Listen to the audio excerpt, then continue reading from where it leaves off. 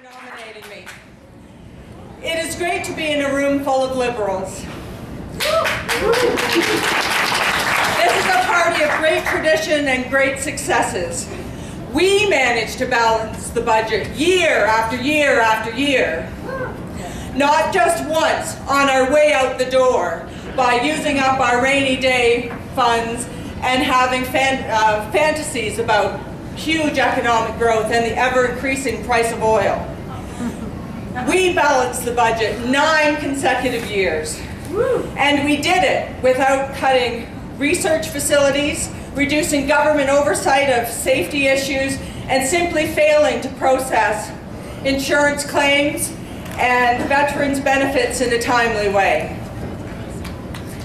When I look out into the room, I see many familiar faces and the diversity we have come to celebrate as Liberals.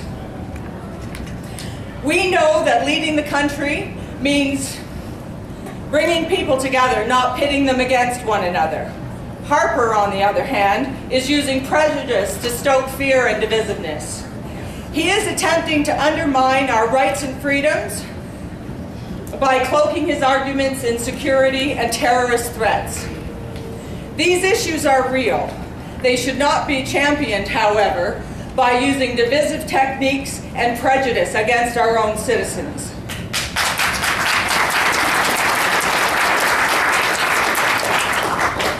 Harper has used fear and intimidation to run roughshod over our country and pull at the very fabric of what makes Canada great.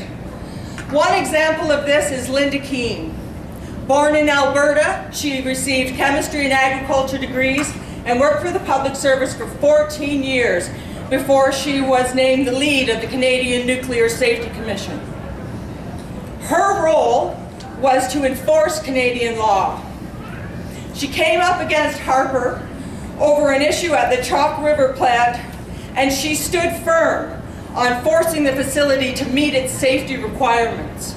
She had her scientists and the law backing her. Harper allowed the plant to reopen without addressing the safety concerns and fired Linda Keane. Less than a year later, there was a heavy water leak from this very same plant. This is how our current government treats scientists and public servants in general.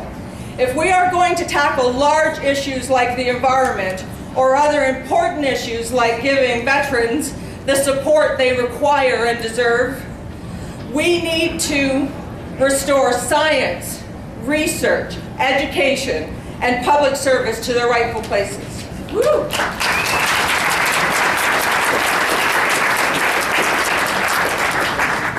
Many of you will have heard of the young woman from Bangladesh that was caught under rubble for almost 2 weeks or slightly over 2 weeks and managed to stay alive by sipping from a bottle of water.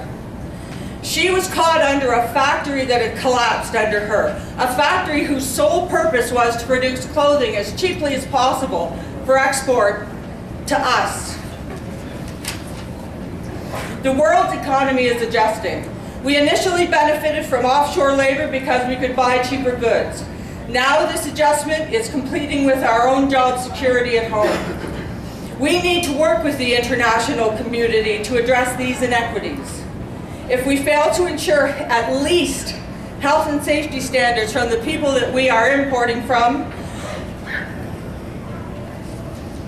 we have the potential to undermine our own workers' rights at home. Increasingly, we will continue to see jobs go to other countries, and it has the potential to undermine our food security, manufacturing jobs, and the very quality of life in Canada.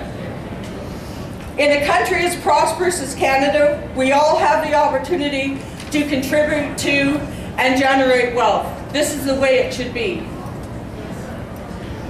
On Saturday, at a tree planting event, a young boy holding a potted tree, easily half his own height, said to me, "I'm making the world more beautiful." I have found that this is a common sentiment in Guelph. Simply by being in this room tonight, thank you, You are actively participating in our democracy. You are demonstrating that you are paying attention to what is happening in our country and actively choosing to steer it in the right direction. You can count yourselves among the many engaged citizens of Guelph. Add in the university, our active business community, and we have managed to be at the forefront of environmental issues, innovative business practices, and social responsibility. Guelph has earned the reputation of being a driver of social change at the forefront of environmental issues and engaged in promoting and perfecting democracy. I too want to make the world a better place. We need to make our food, water, environment our priorities. We need to restore our international reputation, improve our democratic process, make healthcare a consistent priority, and work to keep Canada moving in the right direction. I would like you to join with me and give me the opportunity to represent Guelph in Ottawa as we work towards a prosperous, inclusive, free, and democratic Canada. Thank you.